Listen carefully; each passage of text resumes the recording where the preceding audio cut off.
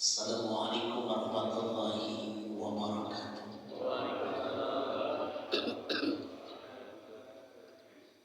Bismillah walhamdulillah. Alhamdulillahilladzi amarana wa awjabana bil ibadah. Wassalatu wassalamu ala habibina wa syafiina wa maulana Muhammad wa ala alihi wa sahbihi ajma'in. Amma ba'du. Ilahi rabbi anta maqsudi wa yadaka matlubi a'tini mahabbataka wa ma'rifataka wal barakata ilayya wa lihadil amal. Amin wa jibasri. Yang saya hormati DKM Masjid At-Taqwa Karam Ustaz Said Aswadi, yang saya hormati dan yang baca kitab para ustaz hadir, yang saya hormati Karam Ustaz Abdurrahman Yarsi, guru-guru kita K.D. Mardani Ismail, K.D. Saiful Hajamah, San Saiful Anwar, orang tua kita Bapak Haji Sanusi hadir, semua jamaah tadi yang sambutan Ustaz Andi, dan semuanya insya Allah orang-orang tua kita yang dimuliakan Allah Subhanahu wa Ta'ala. Alhamdulillah atas karunia nikmatnya di pagi kita diberikan kesempatan hadir di tempat yang mulia ini dalam rangka subuh berjamaah sunnah dzikr dan gabungan dengan DKM Masjid At-Taqwa. Semoga pagi ini menjadi amal yang terbaik. Amin. Salawat beriring salam semoga terlimpah tercurah kepada Nabi besar kita Nabi Muhammad, serta keluarganya, para sahabatnya, dan kita selalu umatnya. Hadirin jamaah yang dimuliakan Allah, waktu subuh adalah waktu yang sangat mengerikan. Allah bersumpah dengan fajarnya al-fajri, bersumpah dengan kehebatan kemuliaan Allah dengan wal samsi, semuanya dibutuhkan. Tapi ada waktu subuh itu luar biasa. Qul a'udzu birabbil falaq. Aku berlindung dengan waktu subuh, yang memiliki waktu subuh. Ada apa dengan subuh? Bisa jadi subuh itu waktu yang paling dahsyat sengsara-sengsaranya manusia. Siapa?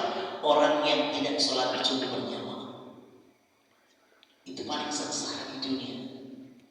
Sudah jelas ketika kita sholat subuh 2 rakaat sebelum subuh, kita mendapatkan dunia dan seisinya. Kira-kira paling kaya gak kita? Dunia dan seisinya. Sampai indahnya ulama mengatakan, seandainya dunia ini dijadikan berlian, dunia dijadikan berlian, maka tidak akan bisa menyaingi 2 rakaat sebelum subuh. Amin ya rabbal alamin. Subhanallah, perbandingannya luar biasa. Bahkan subuh adalah waktu yang paling dahsyat, lebih dahsyat daripada api disiram bensin.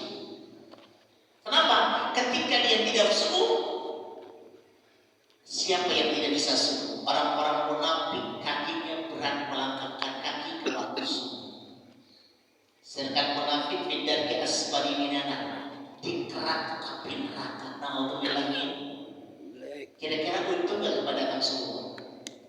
Subhanallah. Apalagi tadi bahasannya dari guru kita, subhanallah, tentang maksiat dan dosa. Dosa dan maksiat yang terjadi hari ini, Allah menunjukkan kebesarannya, kemuliaannya. Ingat, apapun yang terjadi hari ini mungkin karena dosa dan kesalahan kita. Tadi disebut dalam Al-Quran kan, tulibat alimus silatu wal mas'ana wa ba'u bi ghadabi min Allah. Ujungnya dari kata sawakun yang dimanapun kita berada, musibah, bencana, bahkan murka Allah akan menimpa kita. Itu terjadi apa? Asau wa kanu yahtadun, karena maksiat dan perbuatan yang melampaui batas. Tadi ucapan perbuatan yang melampaui batas karena maksiat. Orang-orang yang tidak bisa subuh, maaf, dia tidak bangun subuh, maka kita sudah jelaskan, kita dari kecil udah ajaran oleh kiai.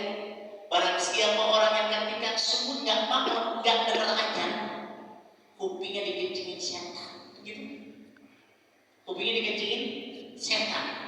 Kalau setan laki-laki pasti kuping kita. Kalau perempuan,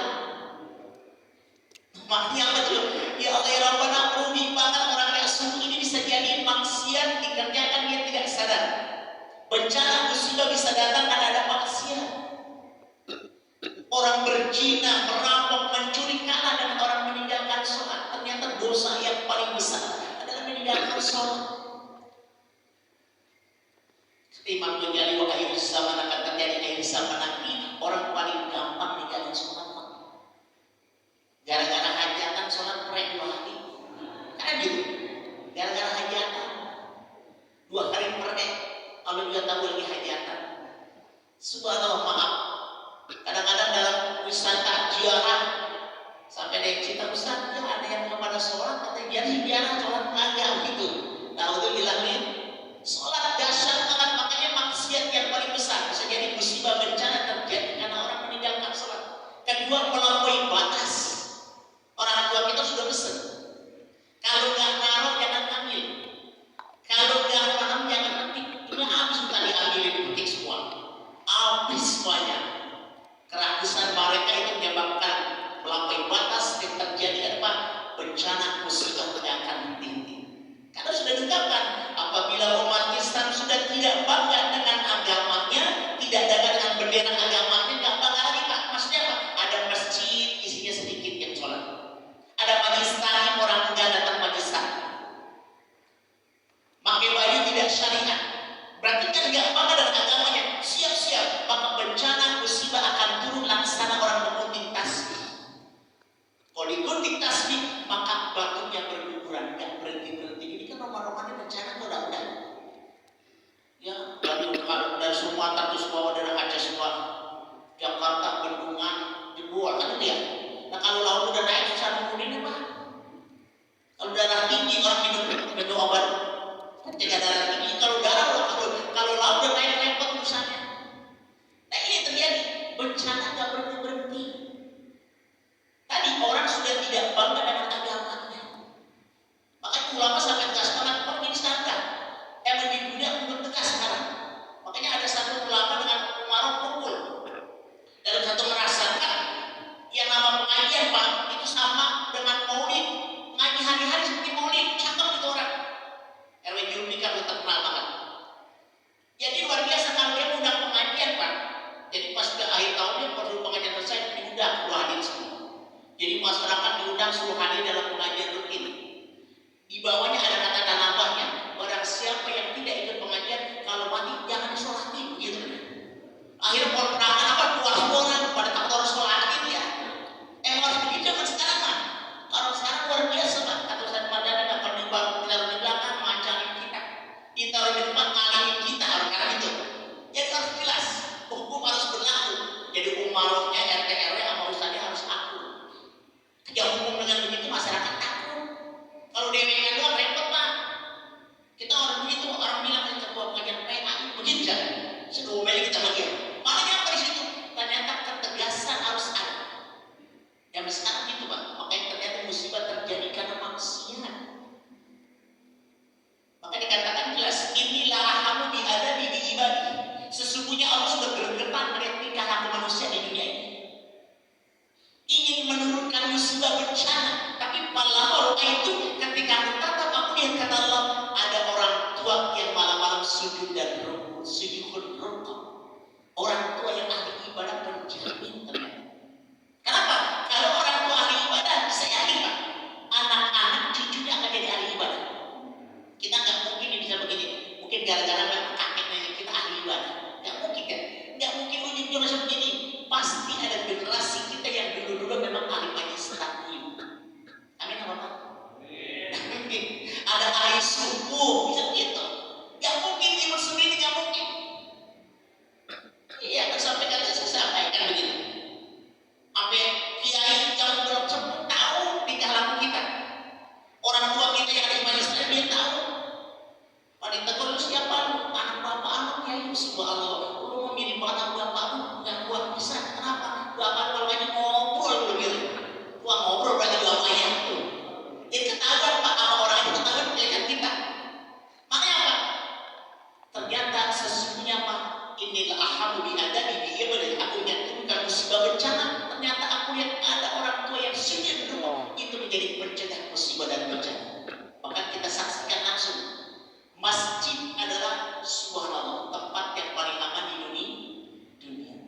keluarga Satya Patu kemarin kan ada gambarnya. Air itu dingin Pak, masjid Pak utuh, air dingin subhanallah. Maka masjid paling aman ini, ya kita alhamdulillah kalau sering ke masjid aman Pak. Kita walaupun kita lagi sholat di masjid, ada orang ke rumah kita lagi ngutang, nggak bakal nyamperin Pak. Waalaikumsalam, Bapak kan lagi di masjid dan sholat, mau pulang udah kata dia, orang gak nyamperin ya. Iya, makanya kan punya utang jangan pulang-pulang. Aman. Ya subhanallah. Tapi kalau dulu Bapak ibu sholat lama banget ditungguin. Habis sholat ditungguin, makanya masjid tempat tempat bisa diadu bagus sudah. Kedua tempat istirahat. Kalau ngaji nyender, merekam gitu. Kalau dulu boro-boro itu per 25 ininya Pak. Nyender enak pada makanya kalau nyender kok ya Pak. Orang-orang udah ada di depan pada berburu masuk, dikira mau salaman, mau ikut nyender sendirian. Nyaman Ustaz nyender subhanallah. Terus subhanallah nih, yang kedua katanya wasinya dulu kok masih ada anak kecil yang menyusui karena walaupun karena bani Adam Allah muliakan siapapun manusianya, ternyata itu dimuliakan karena ada harapan yang panjang, tidak ada bencana musibah. Jadi ternyata itu sudah dimuliakan Allah. Bahkan setiap manusia apa? Semuanya manusia ternyata semuanya sempurna. Di asali takdir. Maaf, orang cacat sempurna nggak? Mata kita nggak sempurna, tapi Allah sudah sempurna. Kita begini digagas luar biasa. Kita punya kenal luar biasa, maaf ya. Tangannya kiri kanan nggak ada, kaki pun nggak ada. Bos dia. Bininya 4. Coba ya kan, bininya 4 lah kita yang butuh aja 1. Berani ya. Yang kayak itu, Saifullah, wallah. Makanya ada kiai ada ustaz. Kalau kiai ini boleh lebih dari 1, kalau ustaz kalau boleh. Dia ngomongin orang Pak. Kalau kiai itu boleh, kiai. Menurut kita tidak sempurna, tapi Allah sempurna. Kaki tangannya nggak ada, tapi isinya 4 Pak. Subhanallah, kalian pilih Allah. Setiap timpakan manusia nggak ada jeleknya, tidak ada kekurangnya, tapi sempurna. Kemarin kita ketemu di YouTube. Mulutnya apa? Bahasa ngomongnya mengganggu, bisu. Ini kan kalau kita ada masalah kekurangan, bisu tapi apa? Bininya 2 tukang ojek. Tukang ojek bisu, bininya 2, coba bayangkan. Sampai diwawancara gimana? Gua kan ngomong bisu dia subhanallah hebat kata dia. Kata Kang Deddy katanya yang hebat ini. Gua ganggu tapi bininya 2 Pak. Kadang yang aja kan kawin dibilang gini, kita jangan jauh terima dia wawancara. Subhanallah. Ganggu bininya 2. Kira-kira sama momennya kamu kita. Mau ganggu jadi makanya di situ ternyata Allah masih berikan kesempatan hidup panjang, masih ada anak-anak yang menyusui musibah bencana akan diangkat. Wabah akibat lontong, ada binatang yang melata mencari makan. Tapi kan kalah dengan musibah yang terjadi. Mungkin tadi manusia lupa dengan Allah Subhanahu Wa Taala. Jaminan sudah ada. Cuma kadang-kadang manusia banyak lupanya Pak. Kadang-kadang banyak lupa. Walaupun dia sih dalam dunia kayaknya kalau lupa itu orang dosa. Orang sholat dia sehari malam ketiduran. Orang sholat 5 waktu dosa nggak kira-kira? Ketiduran lah. Pulas banget gitu sampai 5 waktu orang bangun. Kira-kira dosa nggak? Ingat-ingat udah digotong dia. Mati ternyata dia. Coba ngomong hati-hati. Luar biasa ketiduran. Ada orang beraktivitas capek luar biasa kemana-mana. Dia emang lupa banget. Kira-kira nggak sholat sampai 3-2 waktu lupa banget pada dosa nggak kira-kira?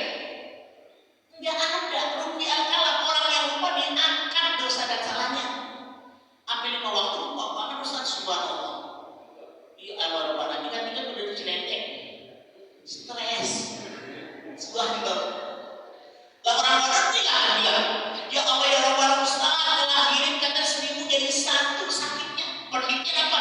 Patah 7 tulang rusuk. Orang-orang ngomong gitu Pak, 1000 jadi 1. Karena punya penyakit lupa, padahal ada gunting lagi Pak. Kemudian apa yang lupa? Kalau lupa-lupa mau ngomongin dah, mungkin karena ada lupanya itu, makanya ternyata lupa bisa jadi nikmat. Coba ya, lupa jadi nikmat. Kalau lupa mau gunting lagi ya.